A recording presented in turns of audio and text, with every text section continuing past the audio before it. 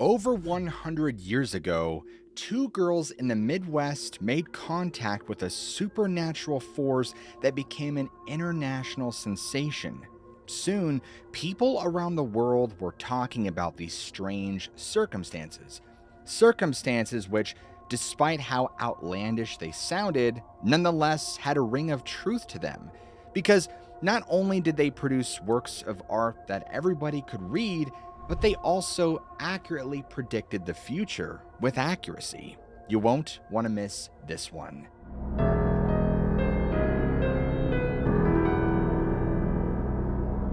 In the summer of 1912, two neighbors, both successful businessmen from St. Louis, Missouri, would often get together to play card games. While this was fun for them, it left their wives kind of bored. And so the women were looking for something to do while their husbands played the night away. Well, one hot August day, one of their wives, a Mrs. Emily Hutchins, decided that she and the other woman, Mrs. Pearl Curran, would have a little fun of their own. You see, Emily had an idea. She had heard of a way to contact the other side, to speak with spirits. Emily was hoping to maybe make contact with a dead relative, but that was mostly an excuse to have something to do. And so Emily showed up at Pearl's house with a Ouija board. They just thought it might be an interesting way to pass the time.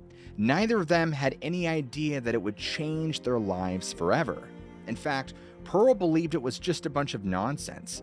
Little did she know that her life would change the most. At first, Pearl was right. After sitting down at the board and placing their fingers on the planchet, the woman found that the words it spelled were mostly a bunch of garbled nonsense. Only now and then did anything recognizable come through. In fact, Pearl was more sure than ever that Emily's fascination with the Ouija board was just a waste of time. But Emily was persistent. Day after day, week after week, month after month, she just kept bringing back the Ouija board. And it was always incoherent nonsense. This went on for 10 months until the quality of the messages abruptly changed. On June 22nd, 1913, everything started as it always had. Emily and Pearl watched the planchet flick across the wooden surface, but a series of letters kept repeating. P-A-T-C. P-A-T-C. The only thing either of them could figure was that if a spirit was actually being contacted, its name was Pat, or Patsy. Remember the last name. It might not make sense now, but it's important later. The next few visits suggested that the force controlling the planchet was getting stronger and stronger. Now, instead of nonsense, the messages were spelling out full sentences. Sentences that seemed to have a lot of thought put into them. One of the first messages was a poem. Oh, why let sorrow steal thy heart? Thy bosom is but its foster mother, the world its cradle, and the loving home its grave. Later that afternoon, an equally impressive sentence came through. Rest, weary heart, let only sunshine light the shrine within, a single ray shall filter through and warm thy frozen soul. Remember, most of the time that people use Ouija boards, the answers they receive are just a word or two. Half the time they might not even make sense, but this is thoughtfully constructed. It makes sense, and more than that, it sounds beautiful. In short, it's poetry. Instead of getting back garbage, Emily and Pearl seem to be channeling works of art.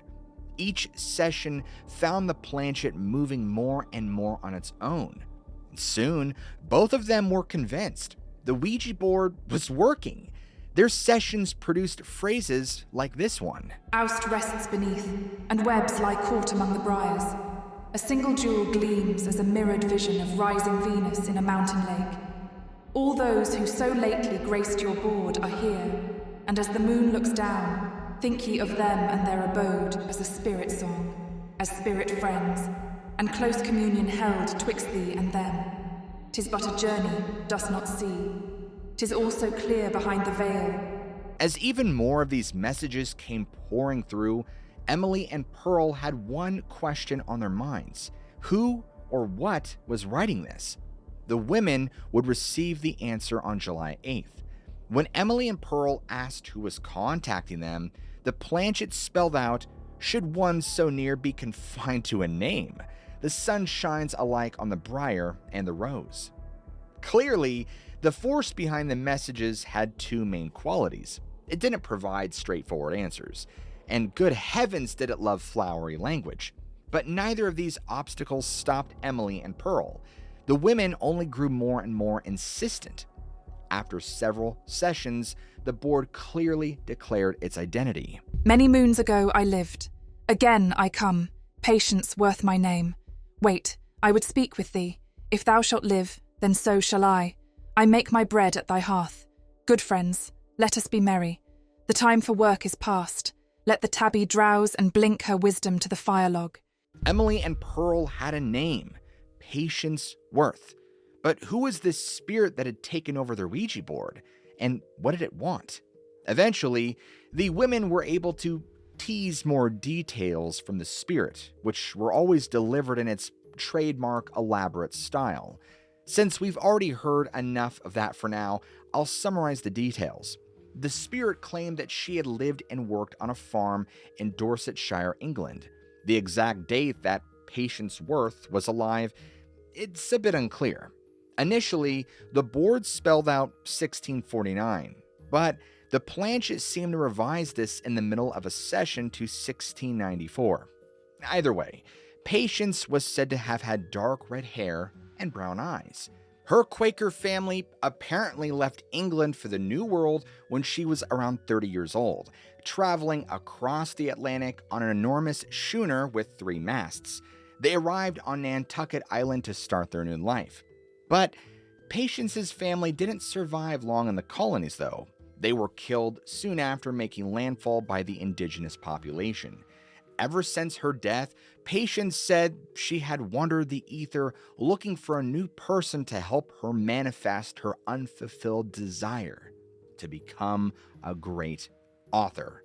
Now, look, we've all heard stories about spirits being channeled through Ouija boards. They're a dime a dozen, and half of them are nonsense, while the other half seem genuinely supernatural. So, what makes the story of Emily, Pearl, and Patience Worth so interesting? Well, quite a bit, as it turns out. Because whether or not Patience Worth was real, the sessions conducted by Emily Hutchings and Pearl Curran produced one of the largest bodies of literary work ever attributed to a spirit. They also interacted with the lives of Emily and Pearl, up to and including accurately predicting future events. Before talking about Patience Worth's extensive career as an author from beyond the grave, I want to provide a few anecdotes, because if they're true, they suggest that Emily and Pearl were truly interacting with a spirit. The first set of examples comes from a session held by Emily and Pearl just before Christmas. Emily asked Patience what Pearl was planning as a gift to her. The Ouija board spelled out 15 pieces and 1 cracked. Well, Pearl was confused. Yes, she had bought her neighbor a set of kitchen jars for Christmas, but the order had been placed for 16, not 15. But when the shipment arrived, one of the jars was cracked. Patience had accurately predicted the condition of the jars. 15 pieces and 1 cracked. Similarly, Pearl asked Patience what Emily was going to give her for Christmas. Patience replied through the talking board, the table store cross-stitched. Was Emily secretly controlling the planchet and revealing her gift, or was Patience spilling the beans from the beyond? Either way, this too accurately predicted Emily's gift to Pearl, a set of cross-stitched table linen bought from the table store. So eventually, Pearl's mother got in on the action. Without disclosing what she had gotten her daughter for Christmas, Pearl's mother asked Patience to compose an appropriate message to accompany the gift. The board said, "A burning desire never to be snuffed, a waxing faith ever to burn." Pearl's mother was shocked. She had already bought the gift. It was a candle and snuffer, and she had planned to give it to her daughter at Christmas. The message that the Ouija board suggested was dead on. On other occasions, Patience Worth seemed to express a dislike for Pearl's mother. This raises the obvious question: Was Patience Worth just Pearl Curran? While the Ouija board had been Emily's idea, it soon became apparent that the clearest, most elegant, and most reliable messages came through when Pearl was in attendance. Was Pearl manipulating the planchette herself? Well, today, most skeptics think that this was the case. Some people have even suggested that Pearl suffered from multiple personalities or dissociative identity disorder. But this explanation runs into several problems.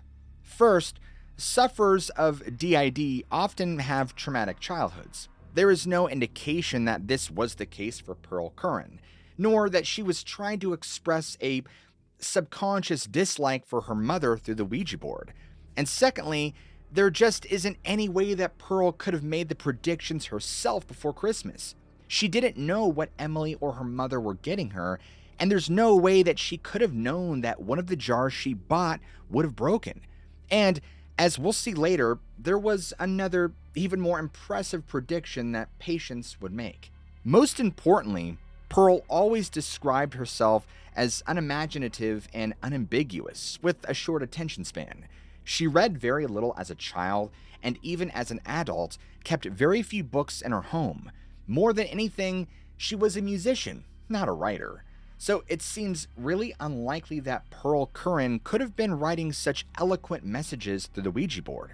I mean, can you imagine holding sentences in your head like the ones we've seen, and then having to slowly spell them out letter by letter?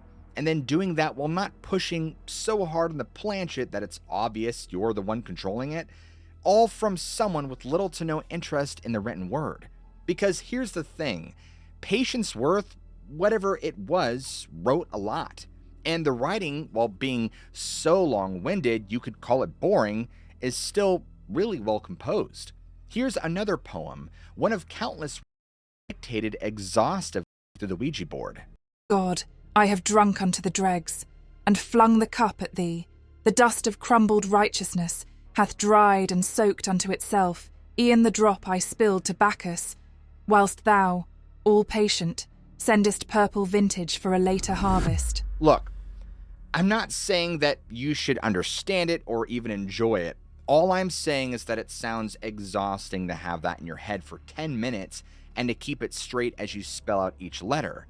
But Patience Worth's literary output didn't end at poems. The Spirit wrote a ton, all through the sessions of Emily Hutchins and Pearl Curran. Patience's first work was a 6-act medieval play called Red Wing. She followed this again, all transcribed letter by letter from the Ouija board, with a novel, Telka. Telka is 60,000 words long. One of her largest works, a biblical epic entitled The Sorry Tale, is over 250,000 words long. It also includes an intimate knowledge of the Roman Empire under Augustus and Tiberius, as well as a detailed description of the topography of Jerusalem. It seems unlikely that these details would have been learned. Now, over the years, nearly 4 million words would be published under Patience Worth's name. This includes 7 books and tons of short stories, plays, and other poetry. And that's just what was dictated. It doesn't include the conversations held during the Ouija board sessions. To make things even more unbelievable, Patience wouldn't even dictate a single project at a time. On any given day, she would have Pearl working on several at once, suggesting that something unusual was happening. Basically, Pearl said that her connection to Patience Worth grew so strong that she eventually could predict where the planchette was going to move. And then, intricate images started accompanying the words as they were spelled out. Pearl said this: I am like a child with a magic picture book. Once I look upon it, all I have to do is to watch its pages open before me and revel in their beauty and variety and novelty. When the poems come, there also appear before my eyes images of each successive symbol as the words are given me. When the stories come, the scenes become panoramic, with the characters moving and acting their parts, even speaking in converse. The picture is not confined to the point narrated, but takes in everything else within the circle of vision at the time. Well, By 1915, Patience and Pearl's output started to attract attention. One of the people who took an interest in the story was Caspar Yost, who at the time was the editor of the St. Louis Globe Democrat Sunday Supplement. Caspar wrote a series of stories about the pair of women and the spirit they had conjured, although he was always careful to never use their names. But eventually word got out. Another person who took an interest in the story was William Marion Reedy, a co-worker of Caspar's at the newspaper. William was regarded as one of the best literary critics of his era, and was incredibly impressed by Patience Worth's writing. In fact, he attended his first Ouija board session as a skeptic, but left a full-fledged believer and a champion of the story's truth. Not everyone was convinced, however. As word of the incredible event spread, everyone from historians to neurologists to psychiatrists and even psychics would have weighed in with their opinions. Many thought that the story was too wild to be believed, and it didn't help that Patience was always so long-winded and evasive when asked questions. Everything about her history was too vague to be tracked down in the historical record. In fact, some people said that the language that Patience Worth used wasn't even accurate to the 17th century. It was more along the lines of what someone would think was said in the 17th century. It was the kind of thing that you would hear in Sunday school, rather than growing up on a farm in Dorset in the 1600s. For many people, the simplest answer to the whole mystery was that it was simply Pearl, not Patience, who was writing all these books and poems, even if she didn't consciously realize it. But that didn't stop Patience's audience from growing. Her work had become incredibly popular on America's East Coast, and this was one of the main reasons that Pearl and her husband decided to relocate to the Northeast. Pearl was nervous about the possibility, would Patience follow them there to continue pursuing her dreams from beyond the grave? The spirit replied through the Ouija board in her characteristically wordy style. E'en as doth the breath of thee to hug, so shall I to follow thee. Think ye I'd build me a cup and leave it dry? It sounded like Patience Worth was on board for the relocation too. Well, the move was a success, but with that success, Pearl fell under additional scrutiny. Famous psychologists like Boston's Morton Price now had the chance to interview Pearl and Patience, and all of them remained unconvinced that anything supernatural was happening. In fact, Morton Price was quoted in the papers as saying, "I consider the results of our time together inconsequential and of no scientific value." Now, some medical professionals suggested that Pearl be hypnotized in order to figure out just what was going on. Pearl always refused, claiming that if she was hypnotized, it would break the link between her and Patience. Pearl and her husband eventually settled in New York. Here, the works of Patience Worth were picked up by publisher Henry Holtz. It was also during this time period that Caspar Yost, the journalist who had brought Pearl Curran to everyone's attention back in Missouri, released his book, Patience Worth, A Psychic Mystery. The spirit's literary work was gaining traction internationally. In a few years' time, Patience Worth's Victorian novel, Hope, True Blood, would be well received in England. There, it was published without any indication that it was a channeled work. Although wordy, the writing was so good that many people simply assumed that it was just the first book from a contemporary English author, rather than a spirit writing through an American housewife. While Patience's career was taking off around the globe, the spirit made a strange request of the Curran family. You see, despite the enormous output, the spirit had yet to turn a profit for Pearl or her husband. In August of 1916, Patience told Pearl that all that would change. Well, in so many words. Remember, this is Patience Worth we're dealing with. Normally, this would be good news, but Patience told Pearl that this money wasn't for them. It was for someone else. Patience dictated that the money the couple would make would be not for him who hath. Patience would tell them, Ye shall seek a wee bit, one who hath not. Aye, this be close. Well, Pearl and her husband obviously puzzled over that one for a while. But then it dawned on Pearl.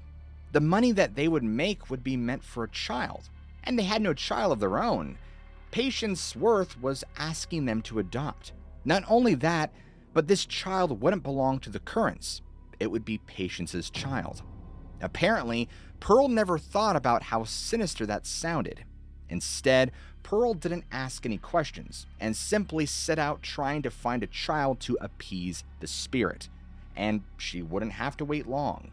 Through a series of coincidences, the Currens were put in touch with a pregnant widow whose husband had passed away in a mill accident.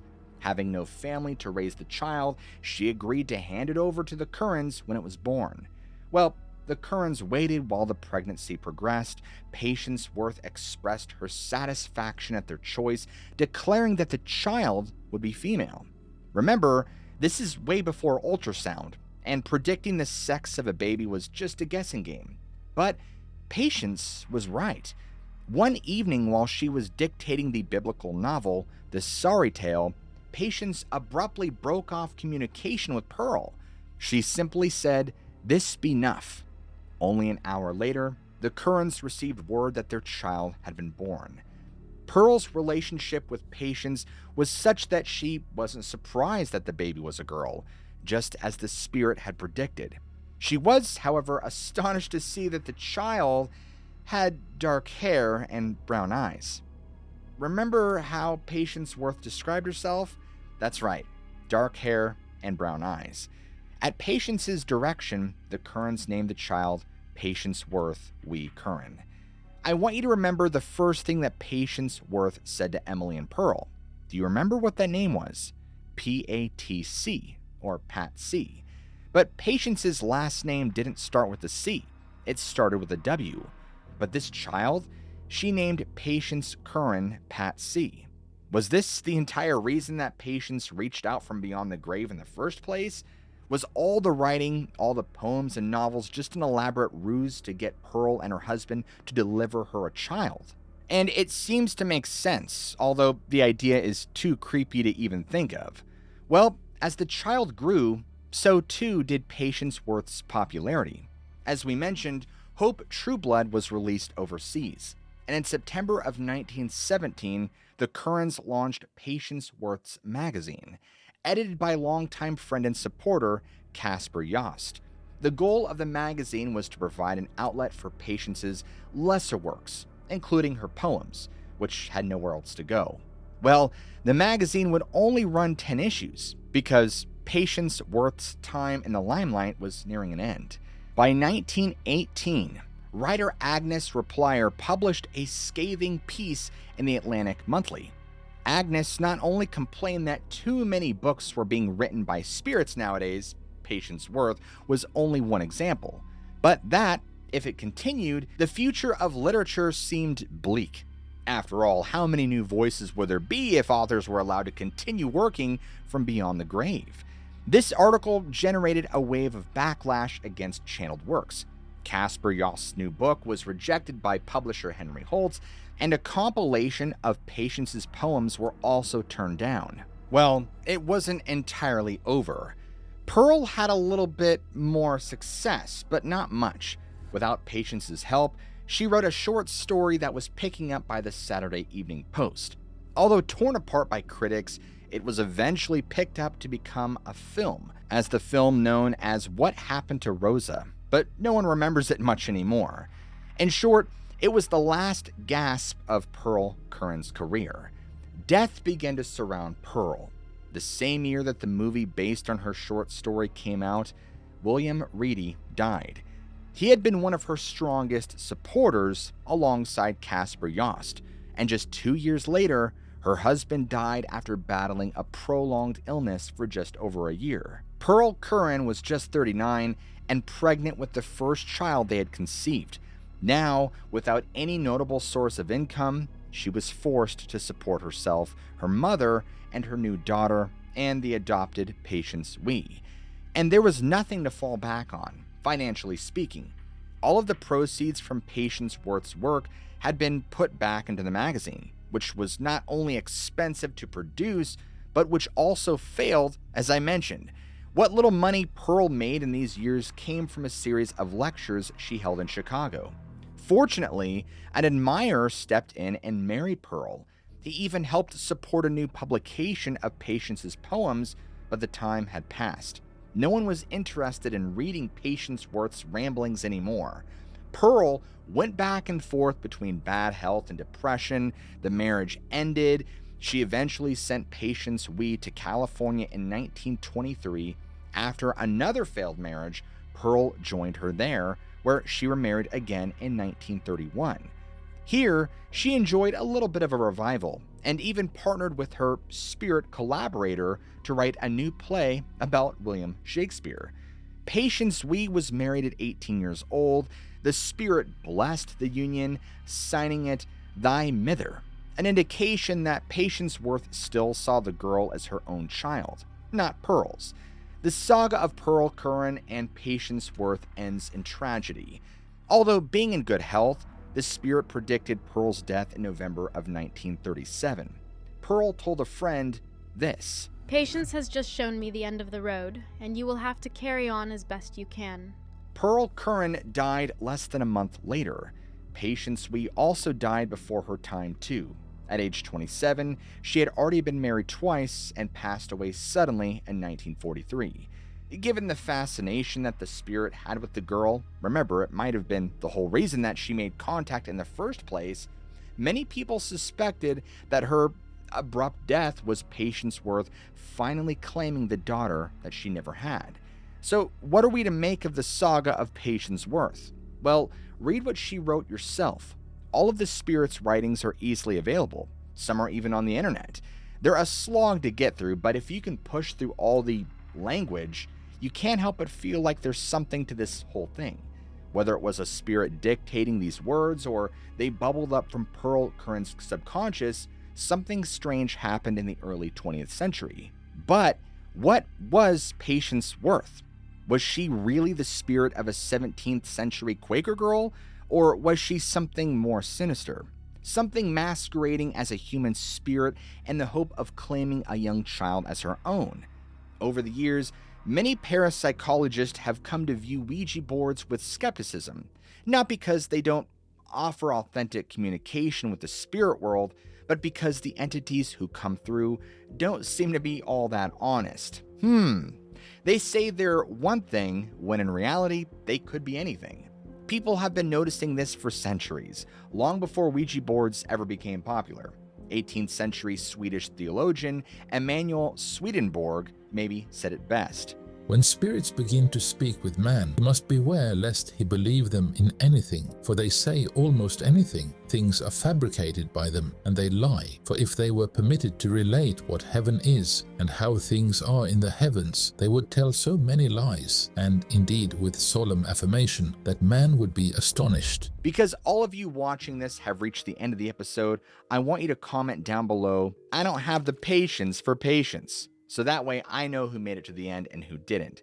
And if you guys enjoy stories like this where we dive into bizarre cases of mysterious and supernatural things, then what are you waiting for? Hit that like and subscribe button for more content just like this.